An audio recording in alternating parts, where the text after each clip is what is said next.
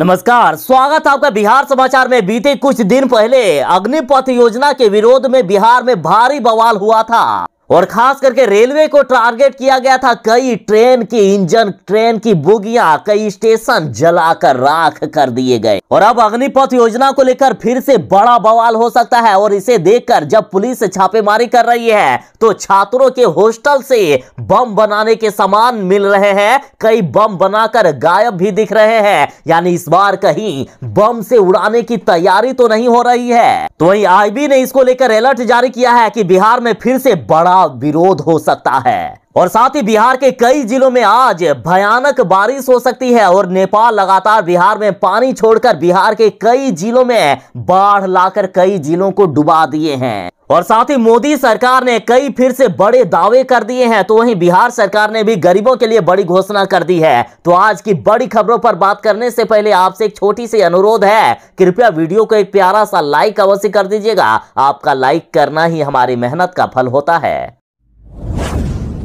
अग्निपथ योजना को लेकर फिर से बिहार में बड़ा बवाल हो सकता है। इस बार तो कई जगहों पर बम मिल रहे हैं। छात्रावासों में पुलिस जब छापेमारी कर रही है तो कहीं बम बनाने का सामान बरामद हो रहा है। अब सवाल उठ रहा है कि क्या बम बनाकर कहीं धमाका करने की तैयारी तो नहीं है। और पिछली बार जिस तरह से बवाल हुआ था, जिस तरह से ट्रेनों को जलाया गया था, जिस तरह से स्टेशन में आग लगाई गई थी, तो उन सभी उपद्रवियों की पहचान कर रही है बिहार सरकार। कई लोगों पर एफआईआर किया गया है। तो वहीं 1500 से भी ज्यादा लोगों की गिरफ्तारी हो गई है और जिनकी भी गिरफ्तारी हो रही है समझो उनकी जिंदगी बर्बाद। अब उनको कोई भी सरकारी नौकरी नहीं मिलेगी। सरकार का कहना है कि इनके अब चरित्र प्रमाण पत्र पर दाग लगेगा और एक बार चरित्र प्रमाण पत्र पर दाग लग गया तो समझो कोई भी सरकारी नौकरी नहीं मिलेगी। और सरकार ने तो यहां तक कह दिया कि इनका ऐसा चरित्र प्रमाण पत्र बनाएंगे कि सरकारी नौकरी तो दूर, इनको प्राइवेट नौकरी भी नसीब नहीं होगी। हालांकि विपक्ष वाले लगातार मांग कर रहे हैं कि जिनकी भी गिरफ्तारी हुई है उन सभी को बिना शर्त रिहाई किया जाए और कई छात्र संगठन भी मांग कर रहे हैं। लेकिन सरकार ने साफ साफ कह दिया है कि जो भी शरारती तत्व हैं, जिनके ऊपर एफआईआर दर्ज हुई है या जिनकी गिरफ्तारी हुई है, उन्हें भविष्य में किसी भी तरह का लाभ नहीं मिलेगा। उनको पूरी तरह से सरकारी नौकरी से बाहर कर दिया जाएगा। सरकार इनको छोड़ने के मूड में नहीं दिख रही है। अतः यदि इस बार कोई प्रदर्शन हुआ तो उसमें जरा बच के रहिएगा। देखिए, प्रदर्शन करना, विरोध प्रदर्शन करना आपका संवैधानिक अधिकार है, लेकिन बाहर से कुछ उपद्रवी उसमें घुस आते हैं और लगातार आंदोलन को बर्बाद करने की, आंदोलन की रूपरेखा को चेंज करने की कोशिश करते हैं। बीजेपी ने तो यहां तक कह दिया है कि बाहर से गुंडे घुस आए थे, बाहर से आतंकवादी घुस आए थे, उन्होंने ट्रेनों को जलाने का काम किया। इसमें से युवाओं का, छात्रों का कोई दोष नहीं है। फिर भी कई युवा इसमें फंस रहे हैं। देखिए, बाहर से जो उपद्रवी आते हैं वो लोग तो चेहरे पे कपड़ा ढक कर आते हैं, उनका कुछ नहीं बिगड़ता है, फंस जाते हैं बेचारे युवा। अतः विरोध प्रदर्शन में यदि कोई भी इस तरह का उपद्रव मचाते हुए दिखे तो सबसे पहले उनको बेनकाब करने की कोशिश करें। और वैसे भी देश को जलाकर कोई देश रक्षा नहीं हो सकती है। आखिर देश को जलाकर ये कैसी देश रक्षा।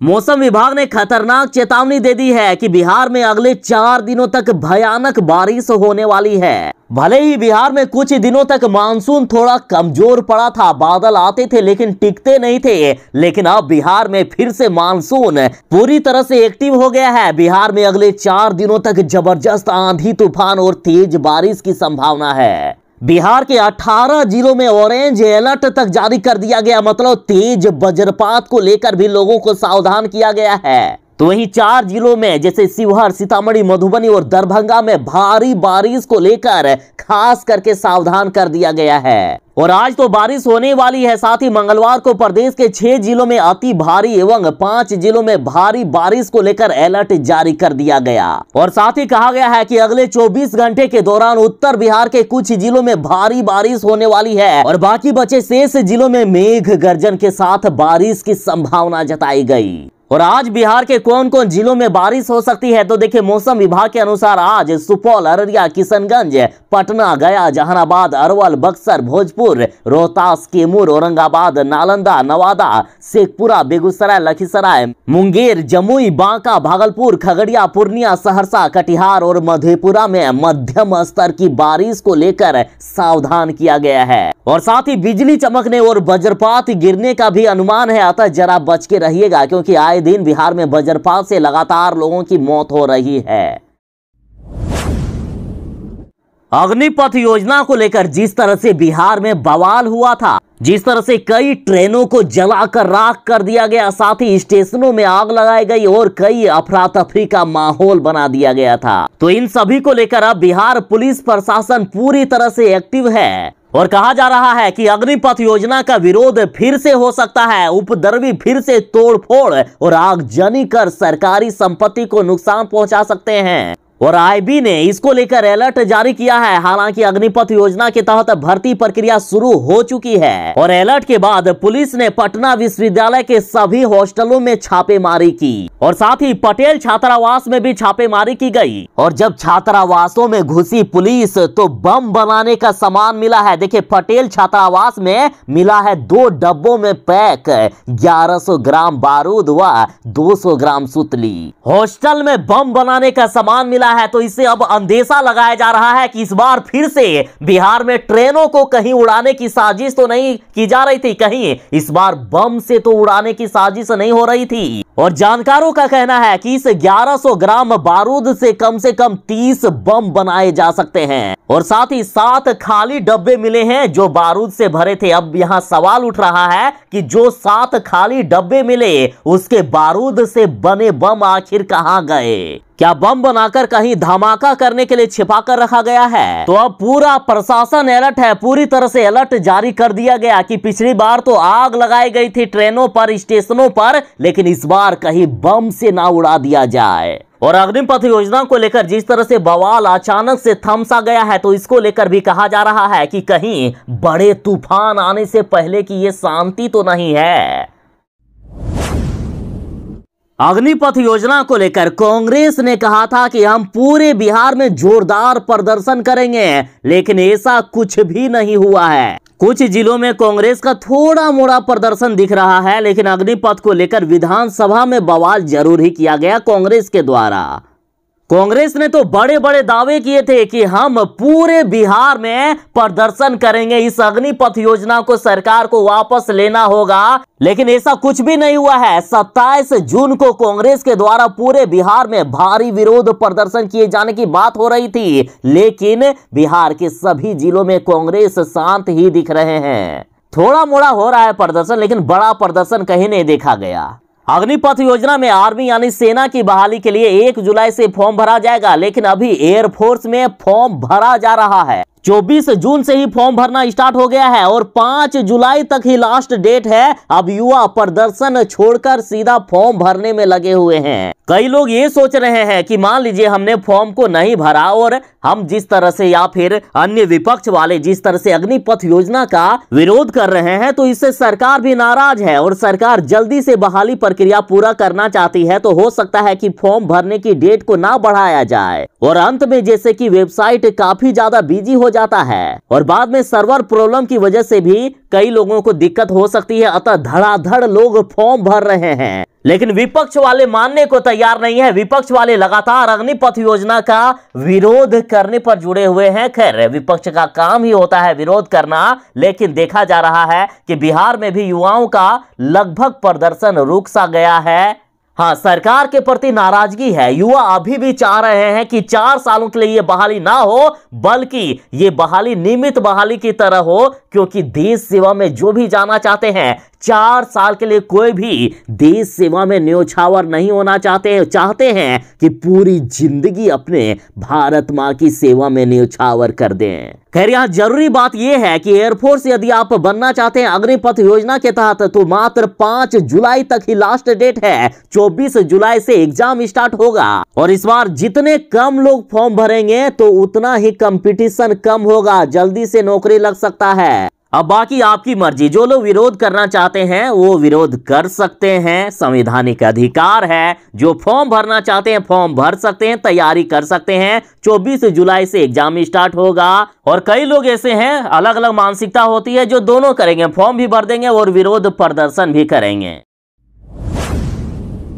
नेपाल में भारी बारिश होने के कारण नेपाल लगातार बिहार में पानी छोड़ रहा है, तो बिहार की कई नदियों में कई जिलों में बाढ़ आ गया। बिहार में अब डराने लगी है कोसी सीमांचल में नदियों का उफान। बिहार में वही खौफनाक मंजर फिर से सामने आ गया है। अब बिहार में कई जिलों में भीषण बाढ़ आ गया और कई लोग अपने घर द्वार को छोड़कर पलायन करने को मजबूर हैं। देखिए, नेपाल ने जलग्रहण क्षेत्र में लगातार हुई बारिश के बाद भारी मात्रा में पानी छोड़े जाने के कारण बिहार का कोसी, बागमती, कमला बलान सहित कई नदियों के जलस्तर में वृद्धि हो गई है। सहरसा की बात करें तो सहरसा में डूब गए हैं खेत खलिहान। सहरसा में कोसी नदी भीषण तबाही मचा रही है। कोसी नदी के जलस्तर बढ़ने के बाद यहां लोग अपने आशियाने को छोड़कर ऊंचे स्थानों में शरण लेने को मजबूर है। तो वहीं कोसी नदी का कटाव भी तेज हो चुका है। कब किनका घर कोसी नदी में समा जाए कुछ भी नहीं कहा जा सकता है।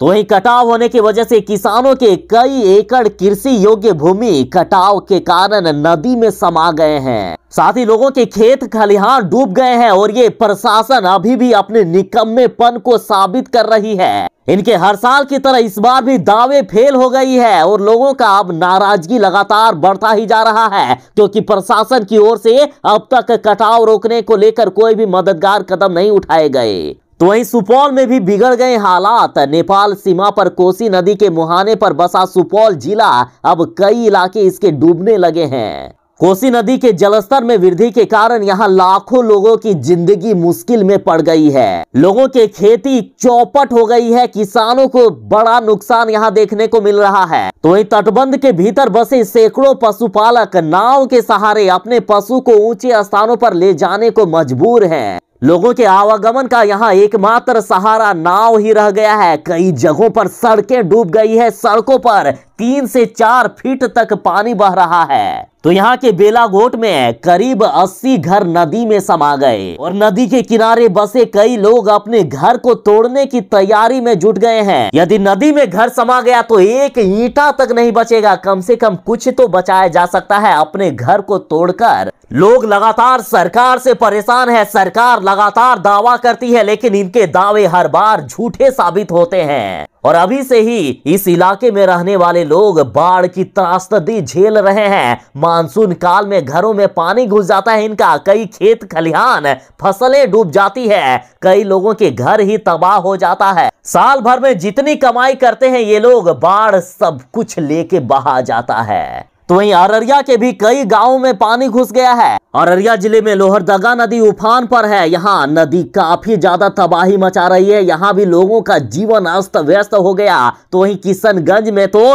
भीषण तबाही आ गई है। यहाँ किशनगंज जिले में महानंदा, कनकई आदि कई नदियों के जलस्तर तेजी से बढ़ रहे हैं। तो वहीं कटिहार में भी बाढ़ का भीषण प्रकोप देखने को मिल रहा है। तो वहीं कोसी नदी के कारण भागलपुर का भी हालात खराब है। यहाँ भी कई पुल को बहाकर ले गई नदी, तो लोगों के जनजीवन यहाँ भी अस्त व्यस्त दिख रहा है। पूर्णिया के भी हालात खराब हैं। यहाँ महानंदा, कनकई आदि नदियां तबाही मचा रही है। यहाँ भी कई परिवारों के घर कनकई नदी में विलीन हो गए। तो यहाँ महानंदा नदी भी भीषण तबाही मचा रही है।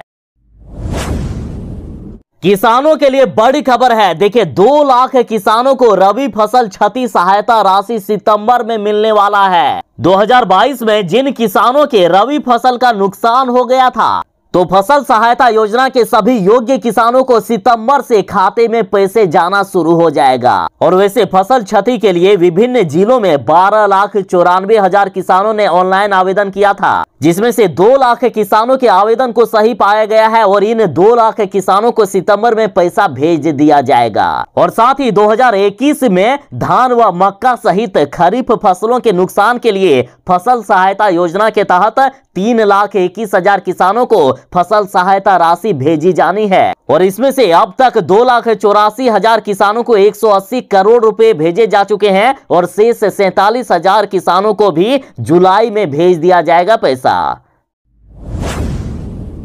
मोदी सरकार ने, बीजेपी ने प्रति वर्ष 2 करोड़ नौकरी देने का वादा किया था, लेकिन 2 करोड़ नौकरी देने का वादा इनका झूठा साबित हो गया। और इस बार बीजेपी ने एक और बड़ा महा दावा कर दिया है। भाजपा ने कहा है कि तरक्की कर रहा है देश और 2047 तक पूरे विश्व में भारत सर्वश्रेष्ठ होगा, भारत अमेरिका चाइना को भी पीछे छोड़ देगा। अब यहां बड़ा सवाल यह है कि क्या 2047 तक वाकई देश को सबसे सर्वश्रेष्ठ, वो भी पूरे विश्व में बना सकेगी बीजेपी, या ये भी एक जुमला साबित होगा। जिस तरह से प्रतिवर्ष 2 करोड़ नौकरी देने का दावा किया गया था, लेकिन वो तो एक जुमला निकला। लेकिन 2047 तक यदि बीजेपी पूरे विश्व में भारत को सबसे सर्वश्रेष्ठ बना देती है, यदि अमेरिका और चाइना से भी ज्यादा सर्वश्रेष्ठ भारत बनता है, तो वाकई ये एक कमाल की बात होगी। जो नौकरी की तलाश में हैं और जिन्होंने ग्रेजुएशन पास कर लिया है या स्नातक पास कर लिया है, तो उनके लिए बड़ी खबर है। स्पेशल अधिकारी के 325 पदों पर बैंक ऑफ बड़ौदा ने बम्पर बहाली निकाल दी है और लास्ट डेट 12 जुलाई तक रखा गया है। 12 जुलाई तक आप बैंक ऑफ बड़ौदा की इस वैकेंसी में अप्लाई चाहे तो कर सकते हैं। वेतन की बात करें तो वेतन 48,170 रुपए से लेकर 89,890 रुपए प्रति महीने दिया जाएगा। तो आखिर कौन अप्लाई कर सकता है या शैक्षणिक योग्यता क्या है? तो देखिए, यदि उम्मीदवारों ने मान्यता प्राप्त संस्थान से स्नातक किया हो यानी ग्रेजुएशन किया हो तो अप्लाई कर सकते हैं, या फिर सीए की डिग्री हासिल किए हो तो वे भी अप्लाई कर सकते हैं। अलग अलग पोस्ट पर अलग अलग क्वालिफिकेशन मांगा गया है। आयु सीमा की बात करें तो 28 साल से लेकर 42 साल के लोग इसके लिए अप्लाई कर सकते हैं। हाँ, अलग अलग कैटेगरी वालों को अलग अलग छूट दिया गया है। तो आखिर कौन कौन से पदों पर नौकरी लगेगी? तो देखिए, रिलेशनशिप मैनेजर के 75 पद, कॉर्पोरेट एंड क्रेडिट के 100 पद, क्रेडिट एनालिस्ट के 100 पद, कॉर्पोरेट एंड क्रेडिट के 50 पद।